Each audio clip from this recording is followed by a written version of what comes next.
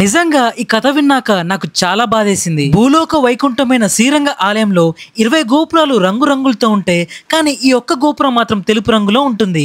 ఎందుకలా తెలుపు రంగులో ఉంటుంది అంటే ఈ శ్రీరంగం ఆలయం మీద అల్లావుద్దీన్ ఖిల్జీ సైనికులు ఇంకా అతని సైన్యాధిపతులు దాడులు జరిపారు. ఆ దాడులలో దాదాపు 12,000 మంది ప్రజలు ప్రాణాలు కోల్పోయారు. అంతేకాకుండా ఈ ఆలయంలో విలువైన నగలు సంపద అంతా దోచుకున్నారు.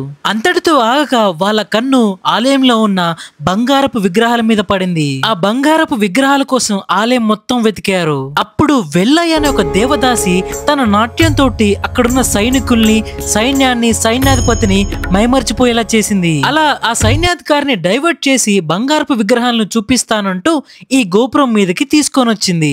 అలా గోపురం పైకి తీసుకెళ్లిన తర్వాత ఆ సైన్యాధికారిని పైనుంచి నెట్టేసి చంపేసింది.